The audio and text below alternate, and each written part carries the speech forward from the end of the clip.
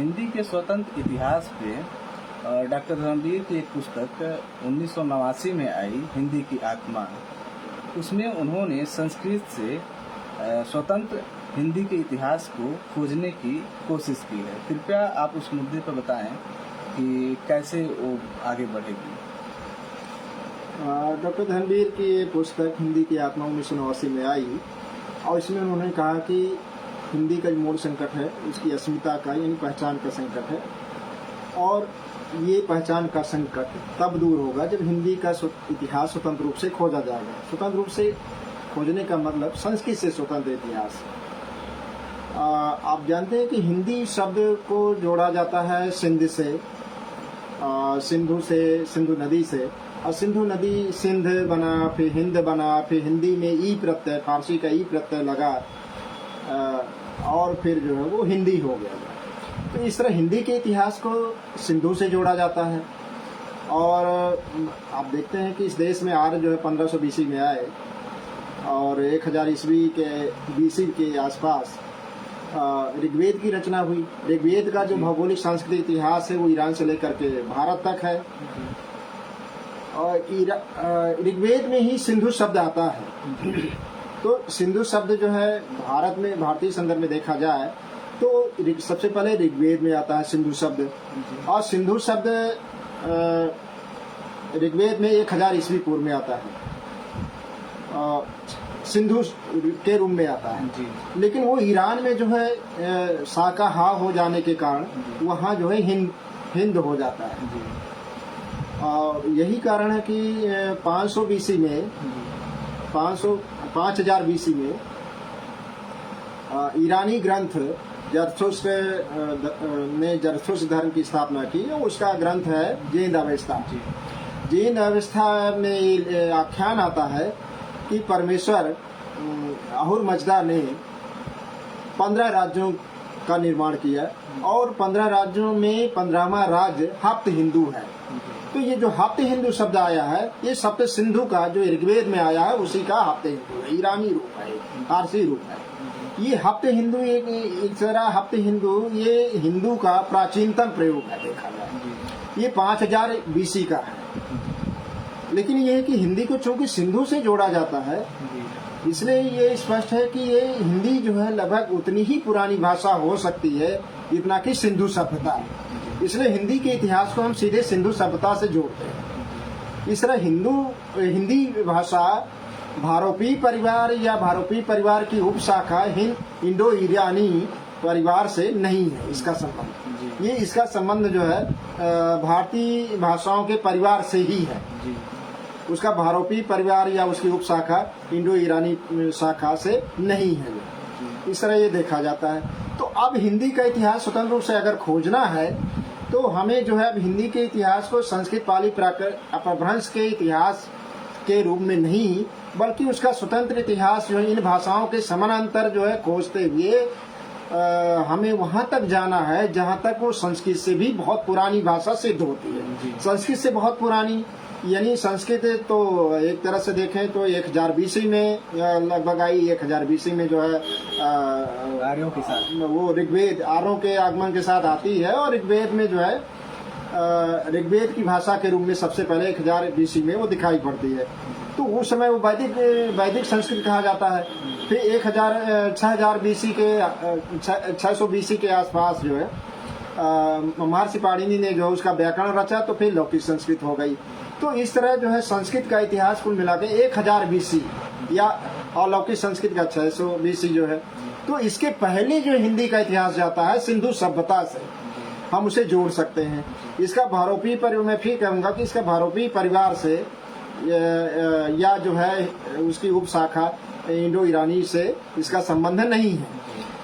कहने का मतलब भारतीय भाषाओं का अपना केंद्र है। इसका यूरोपीय केंद्र या जो है ईरानी केंद्र नहीं है। इसका स्वतंत्र रूप से जो है भारतीय केंद्र ही हो सकता है हिंदी का। जो कहने का मतलब ये है कि संस्कृत से भी पुरानी हिंदी की जड़ें हैं। तो सर हिंदी को राष्ट्रभाषा का दर्जा क्यों नहीं मिला? इसके पीछे के क्या कारण रहे हैं, कृपया इस पर बताएं। पहले तो देखिए ऐसा है, हिंदी का इतिहास जो है स्वतंत्र रूप से रेखांकित नहीं होने दिया गया।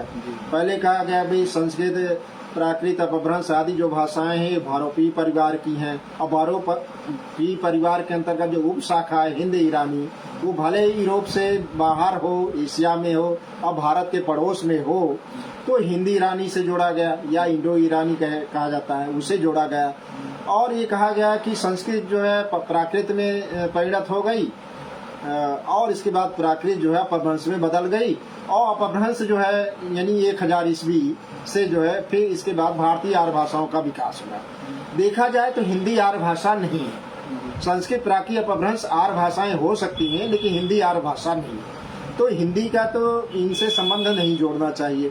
पहले तो ये जान लीजिए कि जनभाषाओं, किसी भी भाषा का निर्माण जो है, किसी भी जनभाषा का निर्माण जन समाज के द्वारा होता है।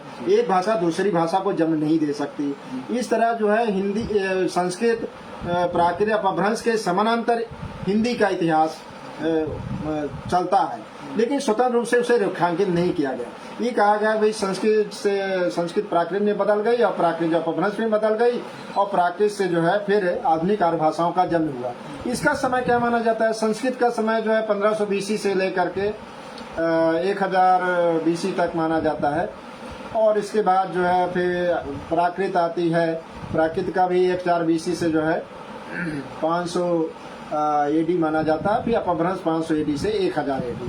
तो इस तरह इन भाषाओं का समय है, यानी 1500 BC से 1000 BC, 1000 AD, 1500 BC से 1000 AD कहने का मतलब लगभग 1500 वर्ष, लगभग 1500 नहीं 2500 वर्ष, लगभग 2500 वर्ष में 3 भाषाओं का विकास हुआ, संस्कृत, प्राकृत और अपभ्रंश। इन्हीं से फिर आधुनिक भारतीय भाषाओं को जोड़ा गया जो है। तो ये एक तरह से ये सुगम इतिहास की तरह इसको देखा गया। ये यूरोपीय विद्वानों ने इसको देखा गया कि जो है भारतीय भाषा, किसी भी भारतीय भाषा का केंद्र जो भारत नहीं है बल्कि यूरोप में है।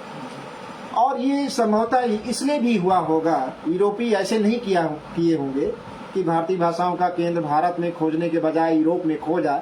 इसके पीछे यह भी कारण रहा होगा क्योंकि आधुनिक जो भारतीय लोग थे जो एक तरह से इतिहास खोज रहे थे, और इतिहास खोजने का काम तो सबसे पहले अंग्रेजों ने किया। 1786 में 15 जनवरी 1786 के सर विलियम जोन्स ने रिसर्च सोसाइटी ऑफ बंगाल की स्थापना कलकत्ता में किया। उसने भारत के अतीत की खोज की। तो भारत के अतीत की खोज की तो उन्होंने कहा आर्यंस थे जो है, हालांकि आर्यंस देखा जाए तो वो लास्ट माइग्रेंट्स हैं जो है प्राचीन भारत के जो है। उसके पहले आप देखते हैं कि और बहुत से माइग्रेंट्स आए थे, जैसे आए थे सबसे पहले अफ्रीकन आए थे, फिर इसके बाद पोट्रो ऑस्ट्रेलाइड आते हैं, फिर भूमध्य सागरी हैं, फिर काकेशस हैं, फिर इसके बाद जो है द्रविड़ भी हैं जो भारतीय ही हैं।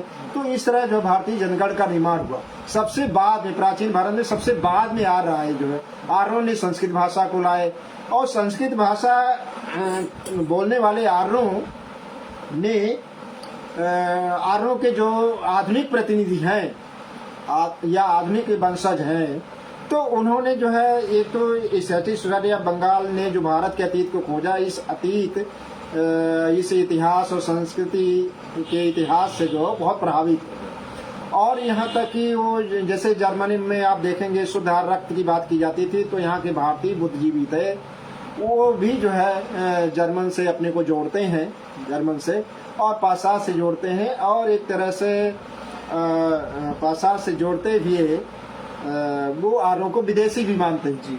चाहे वो नेहरू जी हो, पंडित जवाहरलाल नेहरू हो, चाहे बाल गंगाधर तिलक हो, ये सारे लोग उस समय आर्यों को जो है विदेशी मूल का मानते हैं।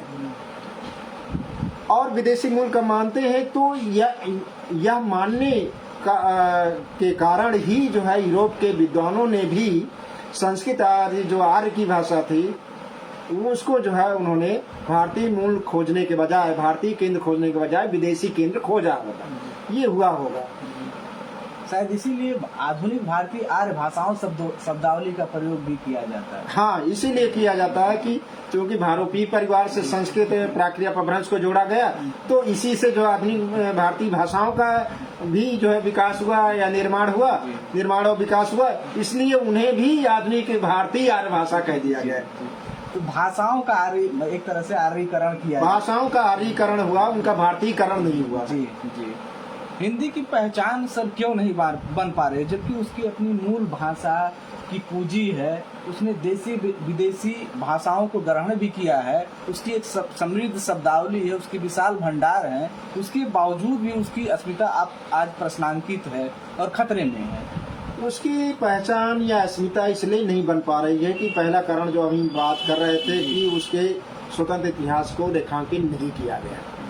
हिंदी के इतिहास को संस्कृत प्राकृत अपभ्रंश का देखा गया जो है, और हिंदी के भारतीय केंद्र की बजाय जो है जैसे संस्कृत का विदेशी केंद्र खोजा गया, यूरोपीय केंद्र खोजा गया, तो हिंदी के भी केंद्र को यूरोपीय मान लिया गया जो है। तो हिंदी के भारतीय मूल की खोज नहीं की गई या भारतीय केंद्र की नहीं खोज की गई, हिंदी का स्वतंत्र इतिहास रेखांकित नहीं किया गया।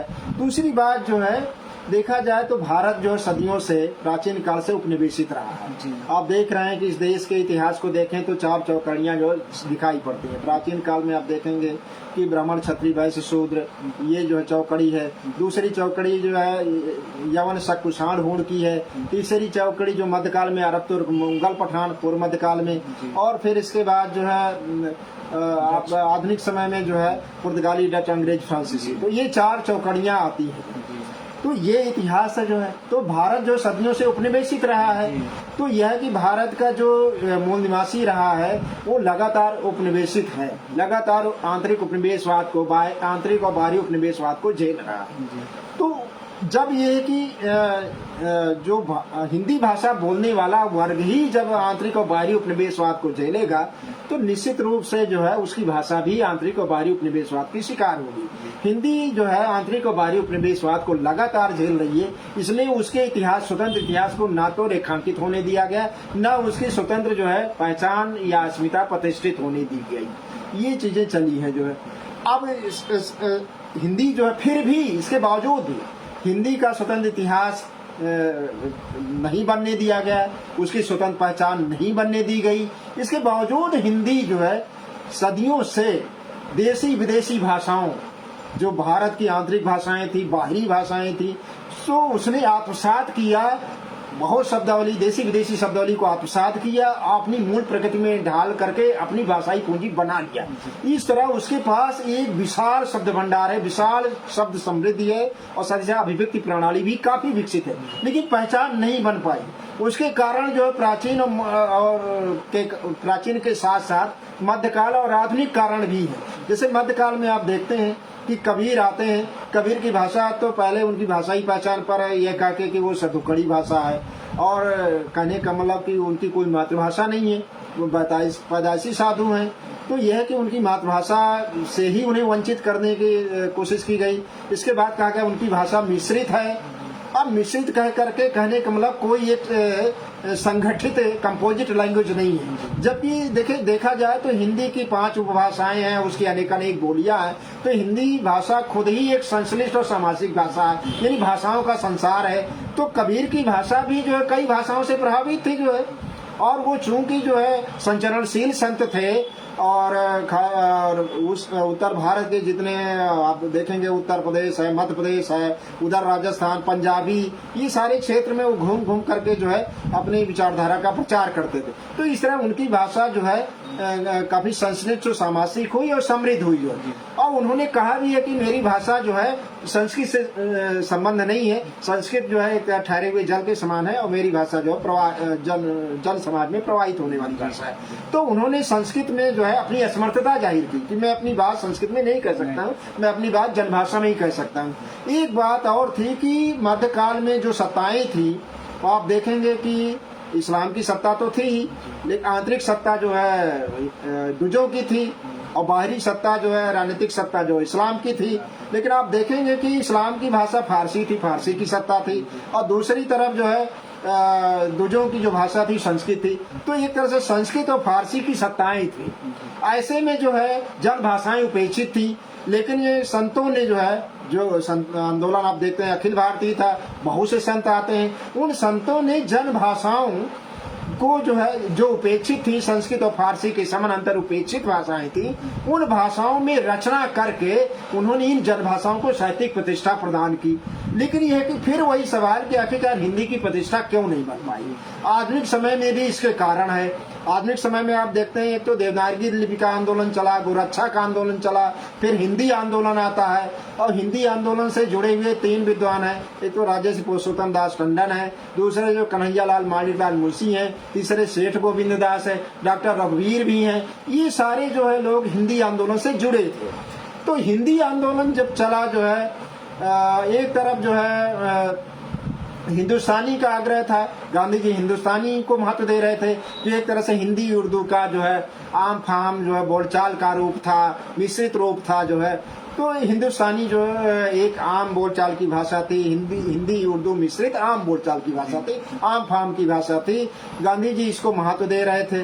नेहरू और आजाद जी, आजाद का मतलब मौलाना अबुल कलाम आजाद, वो जो हिंदुस्तानी को राष्ट्रभाषा बनाना चाहते थे, और जो है गांधी जी उसके समर्थन में थे।